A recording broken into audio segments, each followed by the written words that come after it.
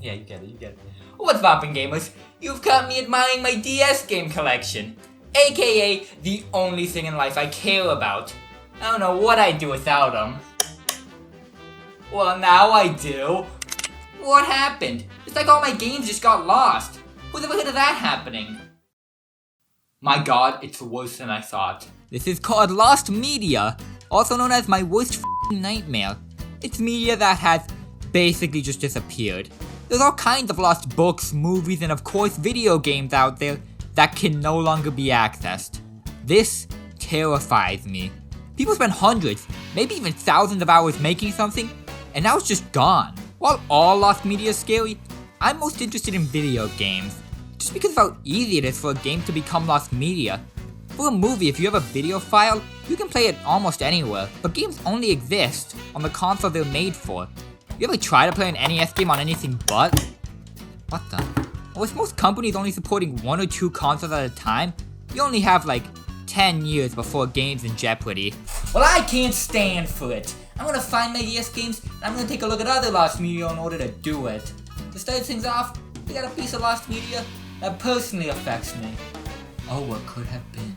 I am on record saying I'm down with Disney Infinity. So it's kinda sad for me that there was another one in the works that just never got released. Former employees of Avalanche Software, the team making it, have shown off some of what was completed though. Mainly they were working on what they called Toy Box Mode. This would have been a full story campaign mixing together all the characters, which is pretty big considering one of the main complaints of the other Disney Infinities was that each campaign had separate characters that could only be used in it, kind of undermining the whole crossover thing. By this time though, it was like 2016. Toys to Life was dead, and Avalanche Software wouldn't even last another year, so it's inevitable it wouldn't release. It also didn't have a theme like the others. 2.0 brought Marvel to Disney Infinity, 3.0 brought Star Wars, 4.0?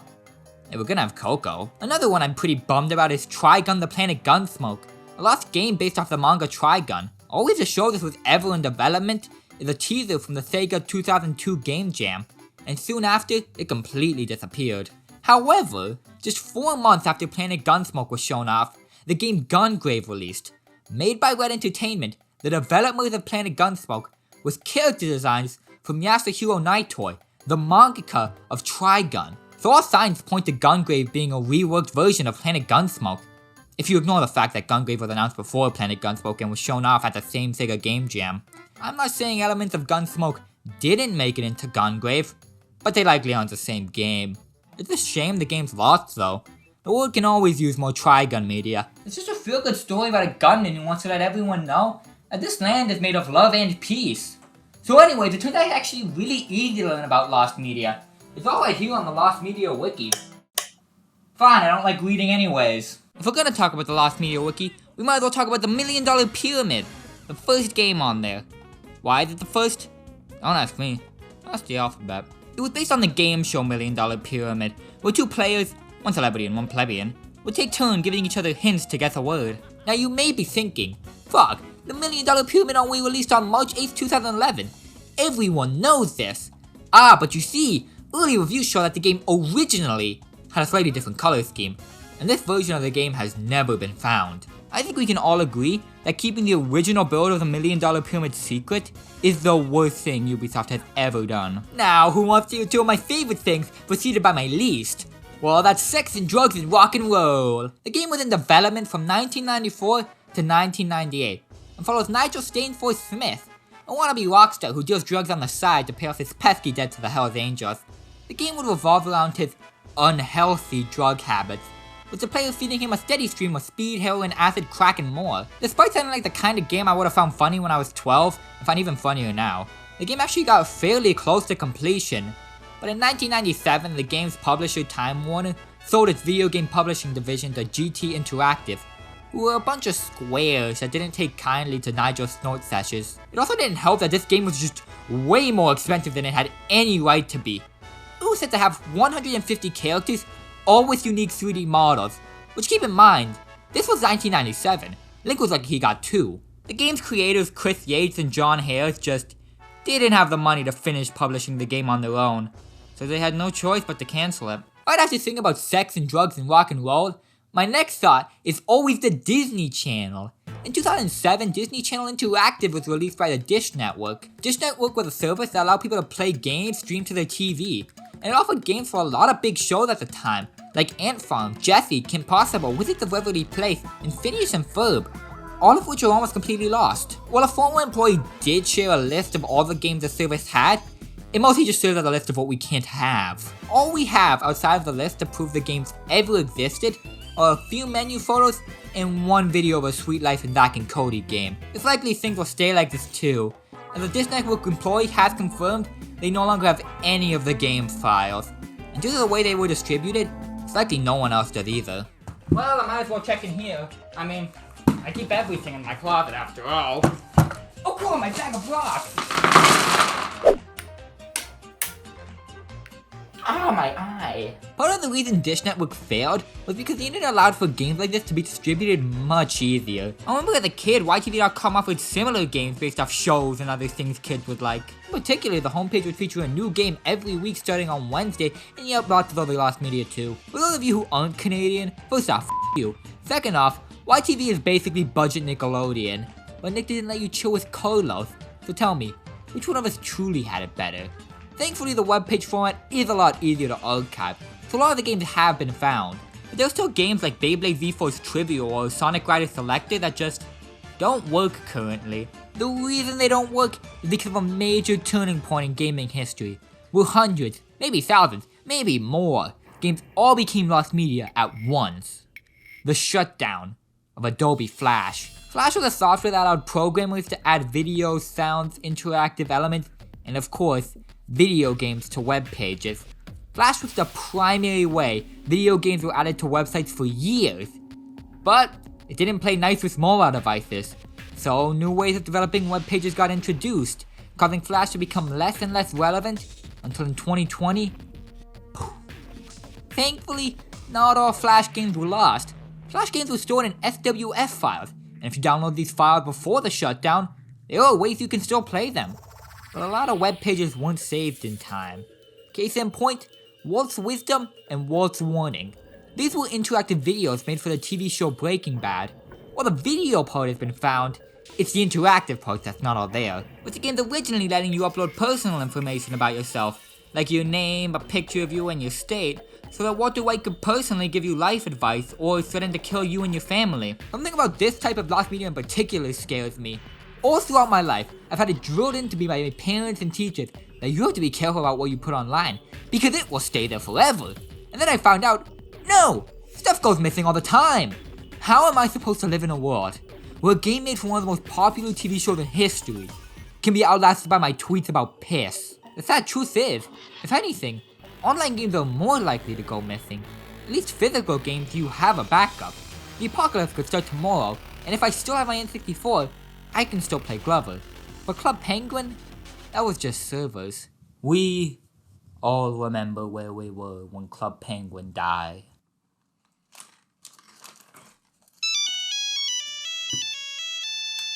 Club Penguin is killed. No! This is the fate a lot of MMOs face. The entire game is held on some server somewhere, and if the company doesn't make enough money to keep the server up, it goes away.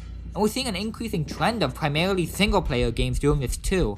Genshin Impact is a mainly single-player game, but you can't play it without connecting to a server. So one day, you won't be able to play Genshin Impact anymore. Oh man, that kinda sucks, I guess. Or Lego Fortnite. No! We live in a cold, cruel world! You got any lost media in here? Alright, that's odd, but at least I still got my other consoles. My games! I still got my games! Alright, this is getting out of hand. My games aren't just getting lost. Something's causing them to go missing.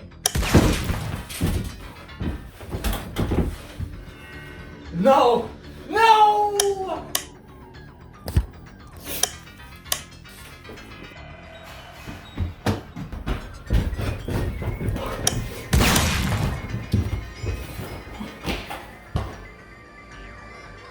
It's okay. We've talked a good amount about lost games, so So how about we talk about some Lost Not games? I'm talking the tech demo. These are short little demonstrations of what a console can do, usually not meant to ever actually be playable by the masses, and as such, they rarely see a release. For example, the Mario's Face DS tech demo. It was shown off at E3 2004 and was pretty much a more advanced version of the Mario 64 title screen, letting players fondle Mario and Wario's faces. There's not much to it. It does bring up the question though of why Mario 64 DS doesn't use this, which is instead having its own title screen where you can make drawings and stretch those. What about entire games meant to show off new video game tech though? Well, allow me to introduce you to the Super FX chip. This is a chip included in some SNES games that greatly boosted the console's graphical abilities, allowing it to scale and stretch sprites and even show polygonal graphics. It was most famously used in Yoshi's Island and Star Fox, which would not have been possible without it. Only 8 games used the chip, but 6 more were in development that never got released on the SNES, with 4 of them being lost media to this day. These are Kamachi FX, a military flight simulator, the cancelled fighting game FX Fighters, Transformers Generations 2, a game which not much is known about other than it had Transformers, and Pilot Wings 2. Wow, they were really proud of the FX chip's plane simulating abilities. A lot of these games did see some form of release though. FX Fighters saw a release on MS-DOS, with only the original SNES version being lost. The game was also originally called Fighting Polygons, and like if I had no evidence to directly connect the two, I think this may have inspired the Fighting Polygon Team! In the original Super Smash Bros., Pilot Wings 2 was said to only be a basic test of the chip, with development quickly moving to the N64. And many theorized that Transformers Generation 2 did release, being reskinned as Vortex.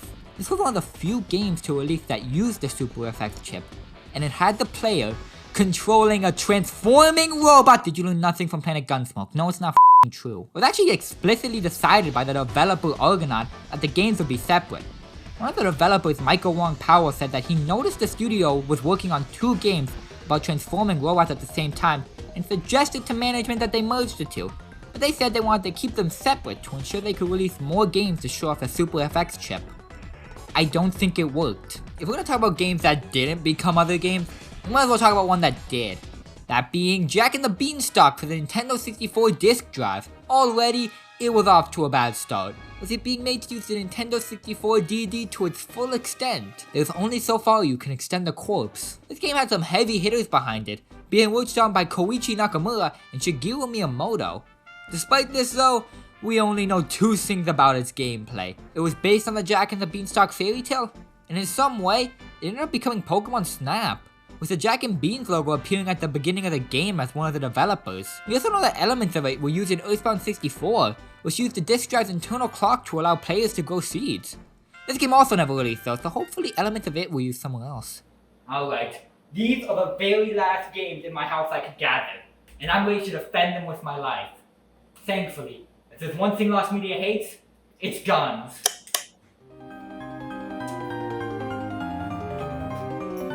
And it doesn't like swords either.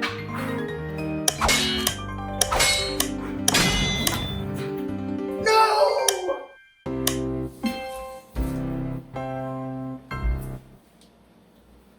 This is all I have left. Because of the fact that Lost Media is, well, lost, sometimes they can't even be proven to exist. For example, during the Wii U days, Reggie Fils-Aimé was asked by MTV Multiplayer if Grand Theft Auto 5 would ever release for the system, to which he basically responded, I don't know, but Rockstar does seem to like the Wii U, so we'll see. And then no one did. Unlike the previous Lost Media, there is not a single piece of evidence that GTA 5 for the Wii U existed. But it hasn't been proven not to exist, so it's in a weird state of maybe lost, maybe not real. It's not hard to believe it exists though. GTA 5 is imported to every console imaginable at this point, so I'd say there's a high chance that Rockstar at least tried to get it working on the Wii U. Donkey Kong Parking Attendant. Allow me to introduce you to Steven Radosh. He was the executive producer of the Mario and Zelda Philips CDI games, worked on Atari ZT, and in the early 80s, he worked for Sega. Quite the resume. In an interview with Game Informer, he said that Sega had somehow managed to get the license to Donkey Kong and used it to make an arcade game where he was a parking attendant, dodging cars while trying to get as many parks as possible. This was considered to be unconfirmed Lost Media, Until recently when Did You Know Gaming looked into the topic, and they found that around the time Steven said he was working on Donkey Kong Parking Attendant, he was actually working on 2 other unreleased games. One was called Turbo Tag, which involved cars and parking, and the other was a sequel to Congo Bongo. Was Congo Bongo being Sega's clone of Donkey Kong. So it seems like Steven just got all these memories jumbled up and created Donkey Kong Parking Attendant in his mind. While disappointing, this does make the most sense, because I just don't believe there's a single universe out there where Sega got the license to Donkey Kong and decided to use it to make a game about him parking cars. And yet, sometimes I like to imagine one where they did.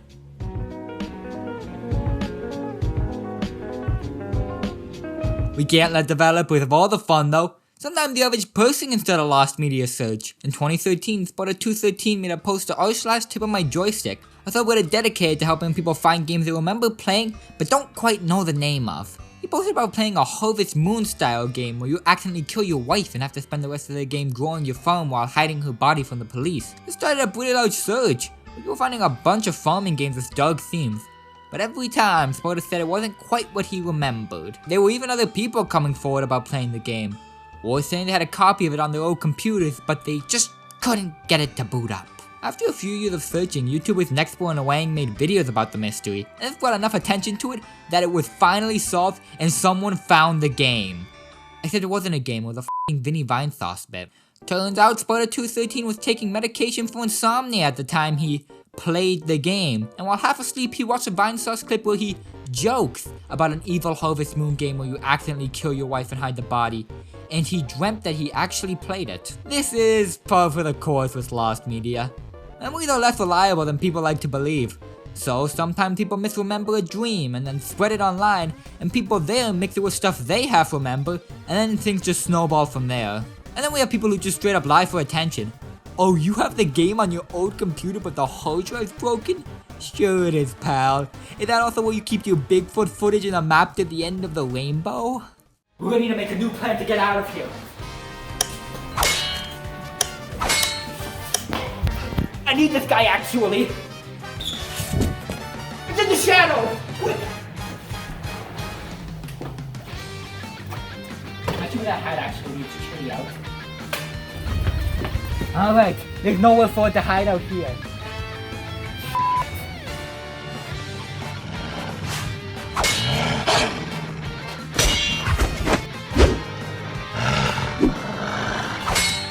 Damn it! I can't defend myself if I can't see it! I have no choice.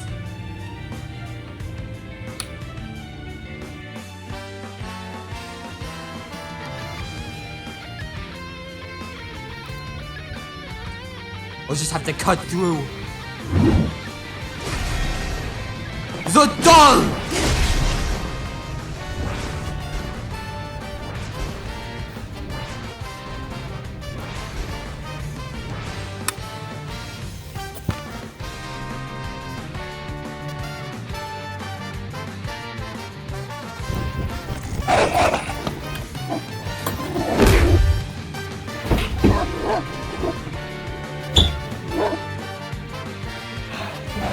Thankfully, didn't do anything important. Lost media's not all doom and gloom though. With so many searches going on, every once in a while, there's bound to be a hit. One piece of lost media that many people thought would never be found was Mario Roulette. As the name implies, it's a Mario themed roulette machine, with players trying to line up power-ups to win tokens that could be exchanged for prizes. With it being a rare arcade machine from the early 90s, people weren't hopeful about it ever being found. And yet, in 2019 the complete ROM was published online, giving the world what it needed most. One more way to gamble. A piece of lost media that personally spoke to me was Queen's Crown. It was a lost RPG for iOS about a princess who has to avenge her family after they all get killed. In 2013 it got delisted from the App Store for unknown reasons. It remained lost until 2017, when T-Server 2049 of the Lost Media Wiki found a bunch of iOS game files that had been dumped online in 2010, and one of them was Queen's Crown. The game isn't the best thing ever, it doesn't have the most interesting story behind it, and there wasn't some large outcry for it to be found. But for me, that's why it symbolizes everything I love about lost media. It was just your average game that someone clearly put effort into, that got lost, and then someone else put in the effort to find it and make sure others can play it. and I find that oddly beautiful. The star of Lost video games though has to be Star Fox 2. It was one of those 6 unreleased Super Effects chip games I mentioned earlier. Being a sequel to Star Fox, the game was pretty much 100% complete, but by the time it was finished, the N64 was already out. The video game industry was quickly moving towards full 3D graphics, and there was just no place left for a game that could just kinda do 3D. So it was quietly cancelled. Over the years, various versions of the game would end up online from unknown sources, but in 2017, something happened that no one was expecting. Nintendo announced the SNES Classic Edition, a mini console containing 21 SNES games, one of which was an official release of Star Fox 2. This is almost unheard of, a lost 20-year-old game being officially released by the company that made it. This sent waves through the entire gaming community and had the potential to spark a revolution, a new era of companies releasing their lost games to the masses. It didn't happen, but it could have. I still can't believe this happened. Especially from Nintendo, who barely ever re-releases the games they actually released. They even added it to Nintendo Switch Online. Adding it to the SNES Mini was a fun novelty, but adding it to their official emulator seems to signify that from now on, Nintendo's gonna be treating Star Fox 2 not as lost media, but as any other SNES game, making it potentially the biggest success in lost video game history.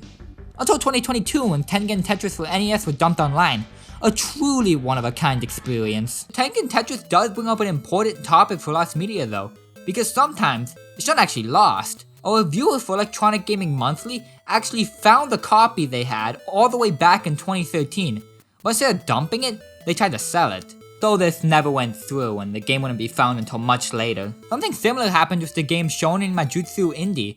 This was a cancelled RPG for the Famicom, most notable for having a unique magic system. You see, the player would collect magical seeds in order to combine them in a magic circle to create different types of magic, with there being 100 types in total. In 2019, a ROM from the game's development was listed on Yahoo Auctions, causing now defunct game preservationists Forest of Illusion to crowdfund over $7,000 to buy it. But they ended up getting outbid by a private collector with no interest in sharing the ROM, with them saying, "I bought it to prevent copies from being sold overseas, and I will protect the game as a Japanese treasure." On one hand, it's their game now. They bought it, they can do whatever they want with it. On the other hand, f*** you little bitch! I don't believe they care about protecting anything but the game's monetary value so they can sell it for more later. Unsurprisingly though, the most impressive collections of lost media are held by the game's developers. They're holding stuff we don't even know exists.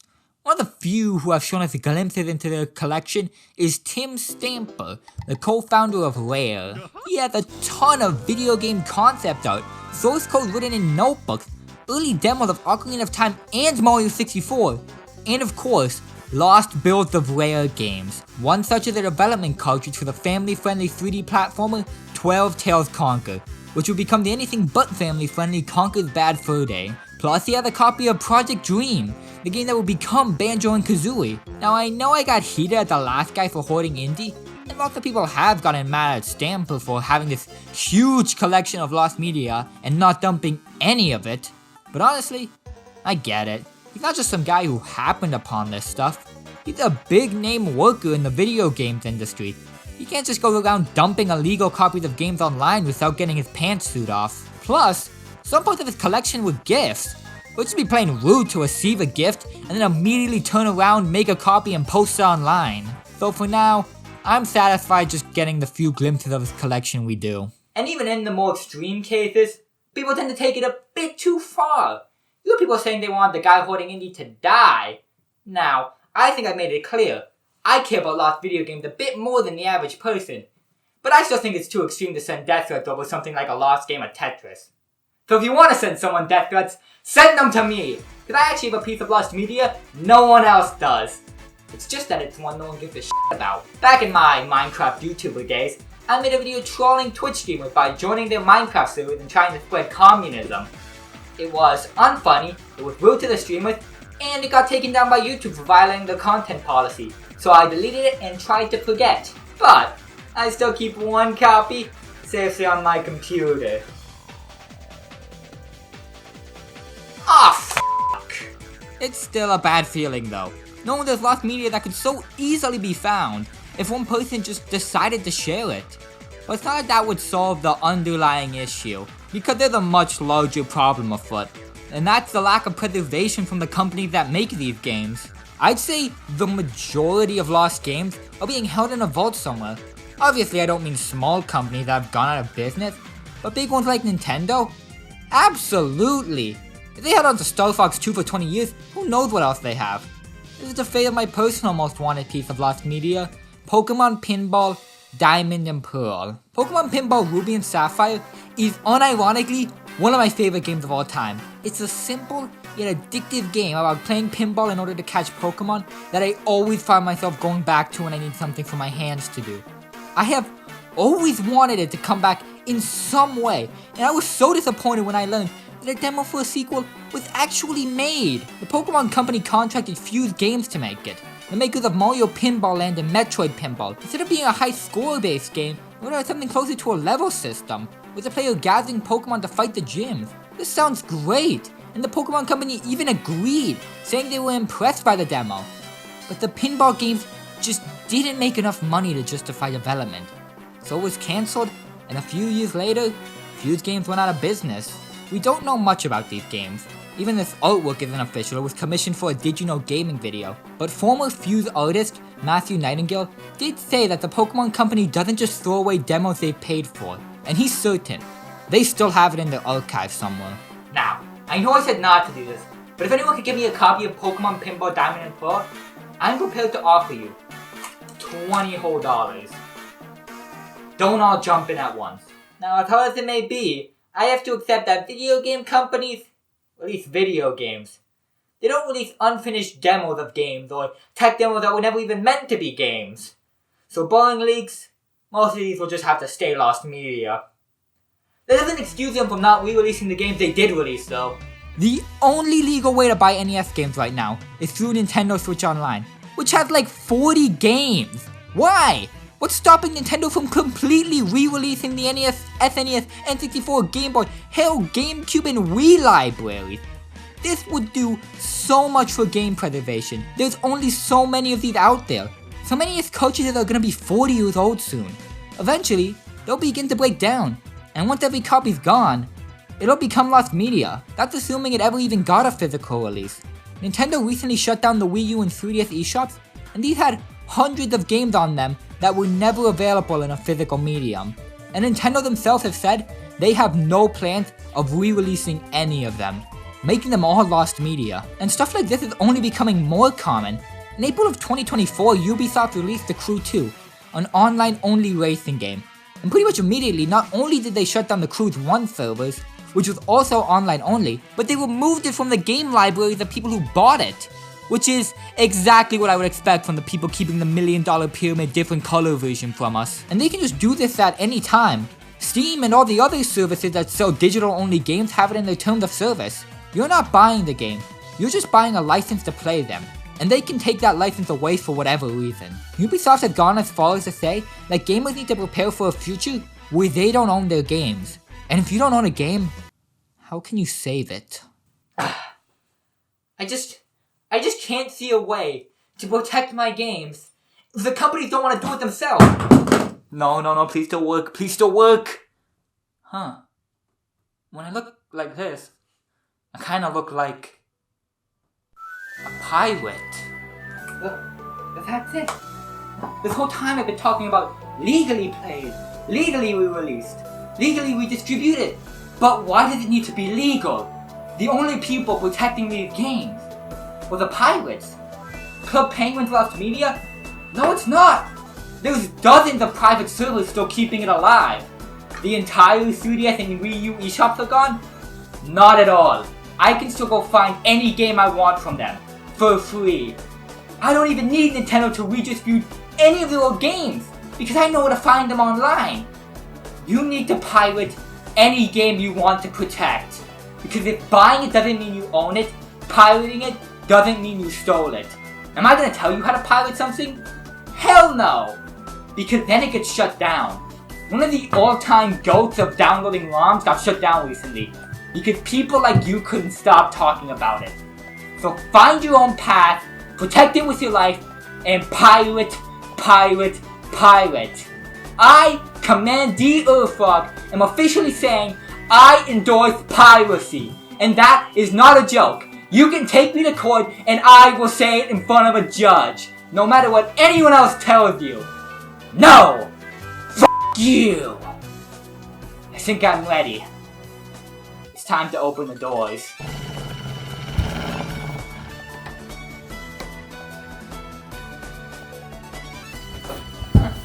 I guess fuck me, it's really not that scary once you know how to deal with it. Now give me back my shit.